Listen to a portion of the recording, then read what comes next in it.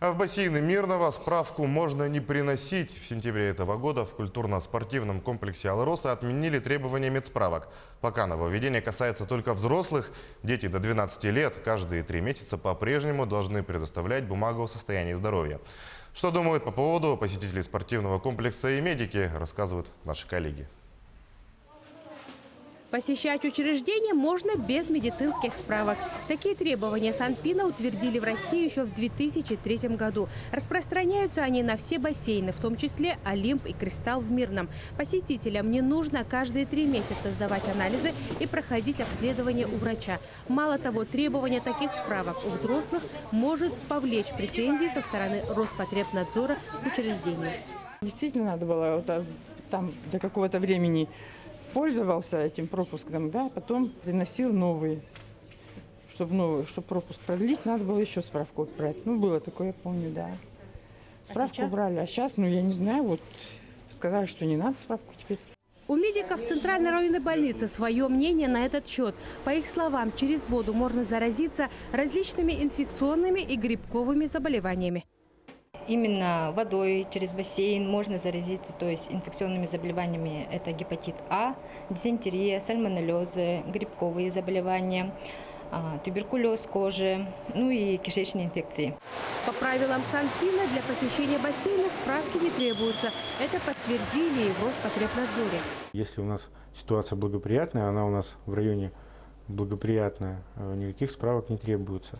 Что нельзя сказать о детском населении? Что говорит санитарные правила, а мы должны соблюдать санитарные правила, в них о медицинских справках сказано только в случае ухудшения санитарно-эпидемиологической ситуации.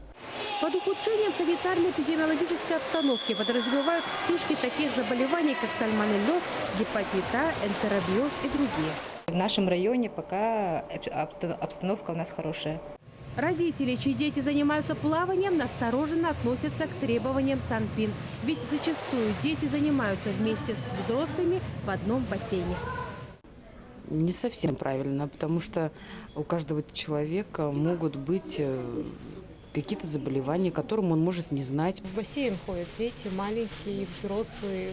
У каждого разные перенесенные болезни. И мне, как родителю, хотелось бы знать, что ребенок ничего не принесет домой, грубо говоря. Состояние воды в бассейне под постоянным контролем, говорят работники комплекса. По их словам, обеззараживание воды в ваннах позволяет не только избавиться от вредоносных бактерий и предотвратить появление плесени, но и способствует улучшению качества воды. Для того, чтобы обеспечить чистую воду, у нас установлены на большой ванне 4 фильтра, фильтрующие установки, которые производят первую частичную очистку с дальнейшей подачей химреагентов при поступлении на ванну бассейна. Также у нас используется ультрафиолетовая очистка, которая также обеззараживает воду. Также вода в бассейне ежемесячно проверяется в лаборатории санэпидстанции. Проверяется вода с 10-сантиметровой и 30-сантиметровой глубины на паразитологию, на хлорсодержание. А также помимо этого каждые 4 часа ежедневно лаборатория берет свои анализы. Это наши лаборанты внизу на 1-м этаже. Проверяется постоянно вода.